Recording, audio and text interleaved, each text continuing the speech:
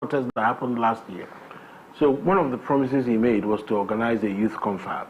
It's always nice to engage with youths of your country from time to time. You need to carry them along, because the next thing they will start saying is that the president is just there, he's not even engaging the youths. Do you know how many young people that are in Nigeria? We don't even know how many we are, Obong. It's scary.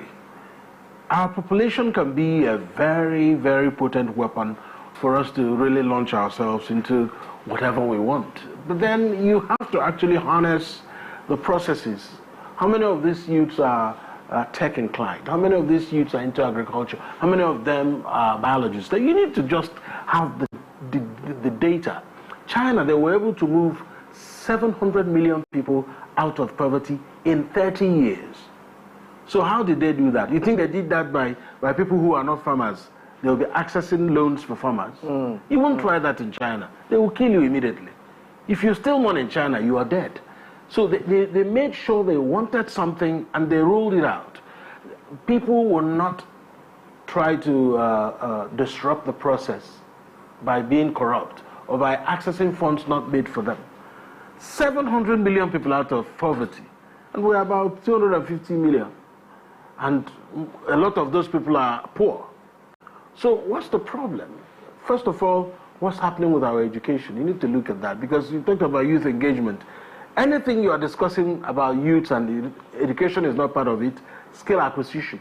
And what kind of skills are you even discussing?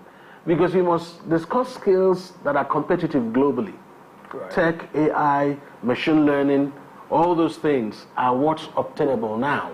So if you cannot do anything around tech, you are not doing anything.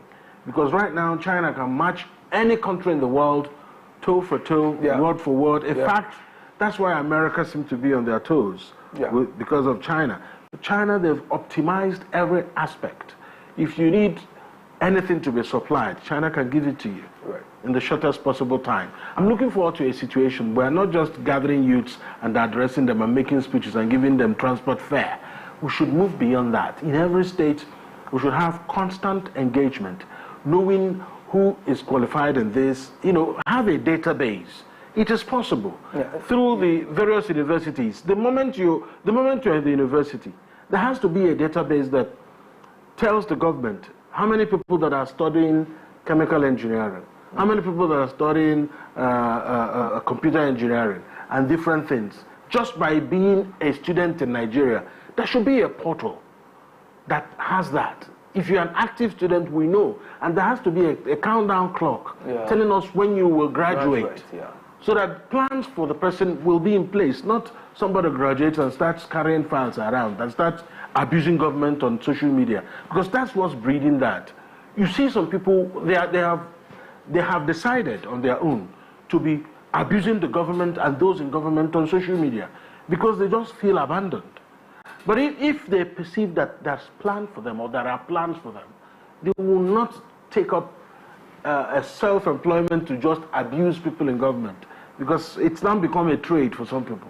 Okay, really quickly, because of the want of time and the lack of it, I know he did say that the sacrifices, one of the things he also said was the sacrifices of Nigerians in the last 19 months will not be in vain.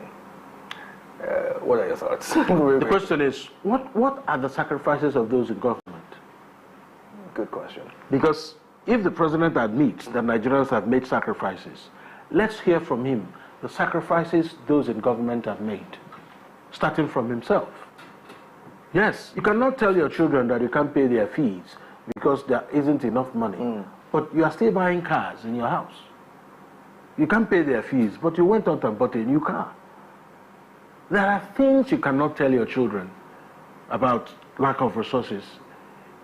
If you don't have money, it has to reflect in your lifestyle.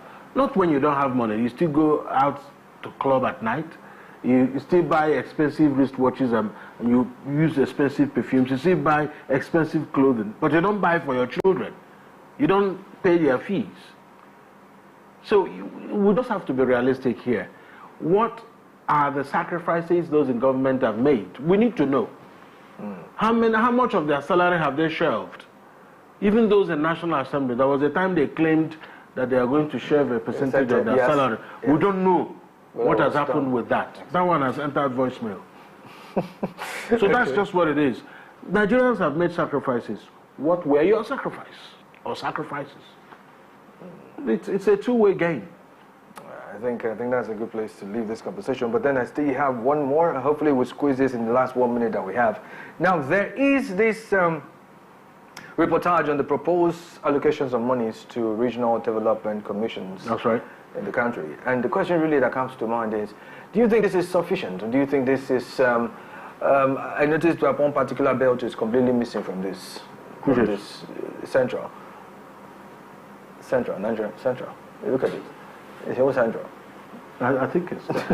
We'll come to that. Is it but let's leave it. Northwest, Northeast, Southwest, Niger Delta, Southeast.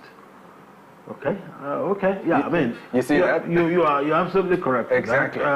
But I think there might be a good reason. That's the region in the black. Yes, in the black. Okay. Absolutely no commission there. Now the question I want to ask really is, what do you think would be the indices or whatever it is that has been used to determine what goes to where? Well, I don't quite know, quite frankly. But you see, I can speak specifically now for the Southeast. Yeah. We've needed this since 1970. A region that was battered by a civil war. In fact, how the Southeast recovered and still compete. If you visit some cities in the Southeast, and you wouldn't even know there was a civil war in this region. You wouldn't know. Some cities in the Southeast are looking far more developed than a lot of the cities that were supposed to have gained over them for the 3 years the war raged. So you're asking yourself, what exactly was it that the Southeast did to develop their cities even without little or no government support for reconstruction? Because part of what was said was that there was going to be reconstruction and rehabilitation and reconciliation.